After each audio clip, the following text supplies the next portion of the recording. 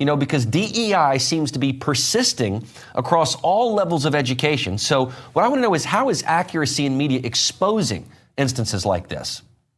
Well, we have a team of hidden camera investigators that go across the country to find these people breaking the law. I've personally been in over 200 school districts across America in red states. And what I find time and time again is that these highly paid school administrators brag to me about lying to parents, deceiving parents, circumventing laws, and breaking laws. And we see this not just with the Zen Education Project, but with a news service called Newsella, which is in 90% of school classrooms. 90% of them have it. And Newsella partners with Zinn, with the 1619 Project, and with the Southern Poverty Law Center, and they've got that in red state classrooms. Wow. So you have hidden cameras. This is amazing. This is almost like an O'Keefe thing here. I'm very impressed with this. And my mom was a public educator for almost 40 years, so this is even better. Do teachers now have a say in what schools include within their lesson plans, or is it forced upon them nowadays?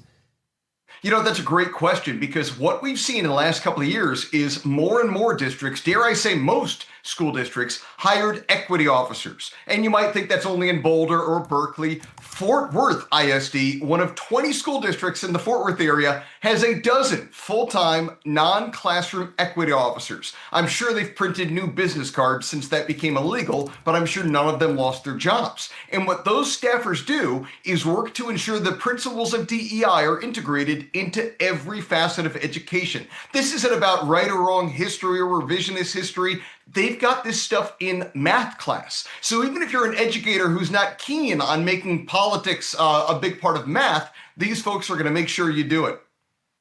So does that mean if you correctly answer 2 + 2 = 4, that's racist somehow? I mean, look, amazing that this is even in math. Well, so let's follow the money then. How are these lesson plans getting funded? Well, Newsella, for example, has a free version, but they also have a paid version, and many school districts use COVID bailout funds to pay for Newsella. And going back to the NEA, people forget they are the biggest donors in all of American politics. The teachers' unions donate more money than George Soros, more money than Charles Koch. And what are they donating? Our money. Even if students don't learn, and by all objective measures, we are raising a generation that will be less educated than the generation before them. Even if students don't learn every 2 weeks without fail, the teachers get paid. Every paycheck without fail, a portion goes to the union, and every 2 years without fail, that money goes to far left candidates. More states need to do what Florida has done, which is instead of the state government collecting the union dues for each employee, the employees have to cut a check on their own. Once we did that in Florida, union enrollment declined precipitously.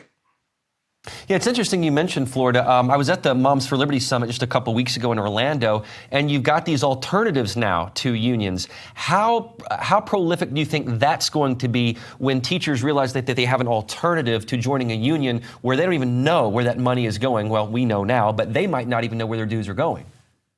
Well, exactly. I mean, I think the whole marketplace of education is changing in America right before our eyes. More than 50% of all students in the country now live in a state with some form of significant school choice. Many states like Florida, Ohio, Arizona have universal school choice where the money follows the child. Essentially, we fund education the same way we fund food stamps. You're not geographically assigned a store to buy your groceries. You get the funds and you use them how you choose to a degree.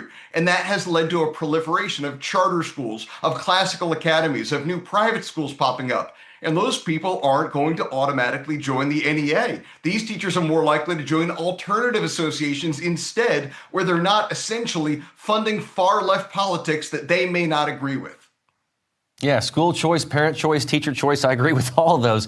And one thing I think I learned, Adam, at this Moms for Liberty Summit that I don't think I would have known had I not gone is that they really have a great ecosystem built in to affect change. When they see problems, there's a chapter that even if it's not in your hometown, that you can get the nearest chapter close by and go attack the problem. What do you recommend that parents can do in situations where they encounter a problem where DEI is being forced down their kids' throats at school? What can they do?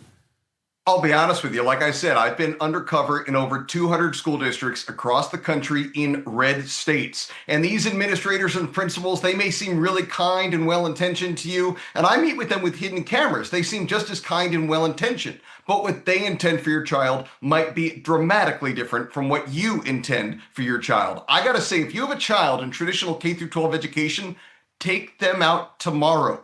These are radicals who consistently stay one step ahead of the law in order to push their agenda into every facet of education. There are so many alternatives, like we said, with classical academies, charter schools, homeschools, learning pods now. And most Americans, as I said, live in a state with school choice. Pull your kid out of traditional K through 12 education. Yours isn't the good one. I've met with those people, and as I said, they brag to me about how they lie to you.